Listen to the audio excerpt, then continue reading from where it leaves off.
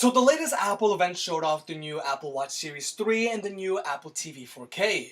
But the main stars of the show were the new iPhones. And this year, Apple announced a total of 3 new phones. So what are the key differences between the iPhone 8 and the iPhone 10, and which one is right for you? We're about to find out. Don't forget to like, comment, and subscribe, and you can watch some of my other videos here after you're done watching this video.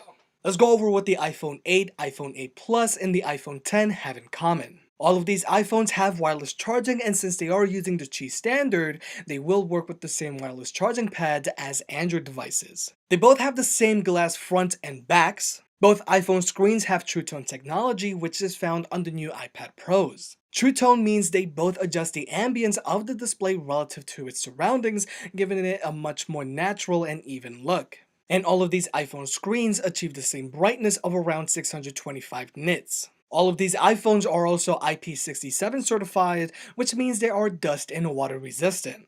They all have the same processing power and have the same A11 Bionic chip from Apple. All of the cameras are 12 megapixels except only the 8 Plus and the iPhone 10 will be getting portrait mode. They also all have the new improved flash. All of these iPhones can shoot in 4K 60 frames per second and 1080p at 240 frames per second, which means smoother 4K video and more detailed slow motion video. But keep in mind, those shooting modes take up a lot of storage space. All of the phones have the same megapixel front-facing camera, except the iPhone 10 can also take portrait mode pictures on the front as well. They also all have stereo speakers, a lightning connector on the bottom, and neither one of them have an audio jack. And finally, they all have fast charging.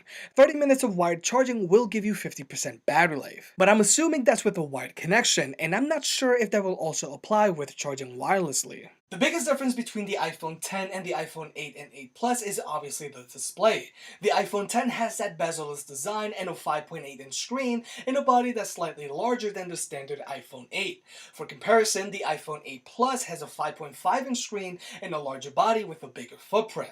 So with the iPhone 10, you get the benefit of a larger screen, but you should also be able to use it with just one hand for the most part. The iPhone 10 also doesn't have a home button, while the iPhone 8 and 8 Plus still do and share a very similar design layout to your classic iPhone. And since the iPhone 8 does have a home button, it still has Touch ID. Although all of these phones have the same glass fronts and backs, the metal on the sides is different. The iPhone 10 uses stainless steel, which is tougher, while the iPhone 8 has aluminum sides, which is a softer metal than stainless steel. So hopefully the iPhone 10 should withstand drops and scuffs better than the iPhone 8. But you do have more color options to choose from with the iPhone 8. The iPhone 8 will come in space gray, silver, and gold, while the iPhone 10 will only come in space gray or silver. Since the iPhone 10 doesn't have a home button for Touch ID, it uses Apple's new Face ID. Instead of using your fingerprint to unlock your phone or use Apple Pay, you will now use your face. Face ID is supposed to be more secure than Touch ID and will also work in the dark. Face ID will only unlock your phone if you look at it directly, and it will still work even if you put on glasses, change your hairstyle, grow a beard, put on a hat or a scarf, age, lose, or gain weight. Face ID is said to be so secure that it won't even be fooled by a picture of your face like the Samsung Note 8 or even a mask. Apple will also not be sending your face's data to the cloud, and all Face ID processing and files will be done and stored locally on your device, which is a good thing for privacy. Face ID will also allow apps like Snapchat to create better filters that go on your face, and you can also make animojis. Animojis are emojis that recreate your facial expressions so you can send them to your friends. But animojis are only available on the iPhone 10 and not on the iPhone 8. But personally, I can't wait to see what else developers do with the new Face ID technology. Display technologies on the iPhones are different. The iPhone 10 has an OLED screen, which Apple calls its Super Retina display. It will have infinite contrast ratios and blacker blacks.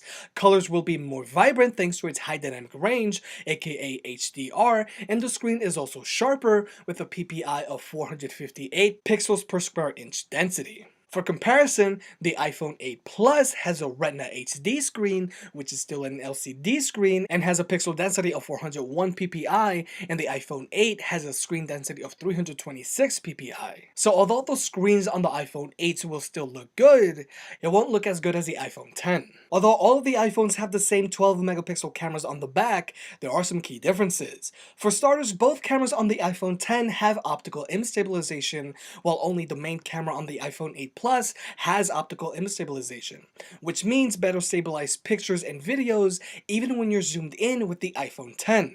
The camera sensors on the iPhone X are also slightly larger and have a lower aperture, which means better quality pictures in low light. On paper, the iPhone X should take better pictures than the iPhone 8 Plus, but the real question is the difference between the two phones really that noticeable? Battery life on these devices is also slightly different. Although Apple does state the iPhone X has a battery life 2 hours longer than the iPhone 7, the battery life on the iPhone X is slightly shorter than the iPhone 8 Plus.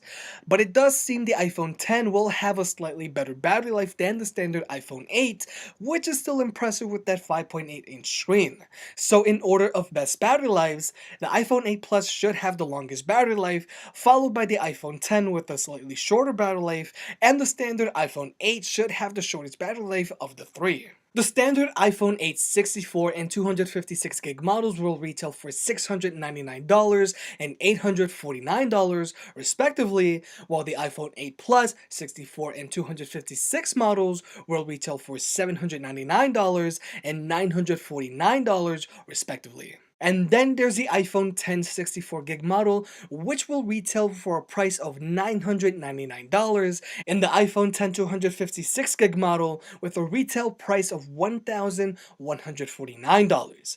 And personally, if I were getting the iPhone X, I would just cough up the extra $150 for the 256 gig model, because you're getting quadruple the storage. And all of that extra storage will really come in handy with those large video files shot in 4K 60 frames per second. And it's only natural all of these new augmented reality apps that are on the horizon will be pretty large. But at the end of the day, the iPhone X isn't that big of a difference over the iPhone 8.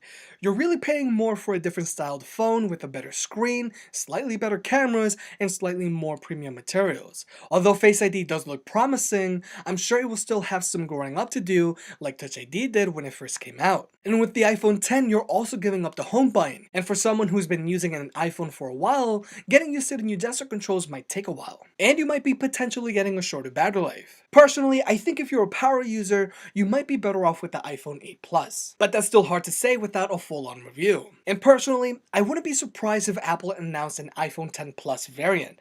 I'm so used to carrying around an iPhone 6s Plus that I would love to have an iPhone with the same size, but with a 6.4-inch screen. Comment down below if you want an iPhone X Plus as well.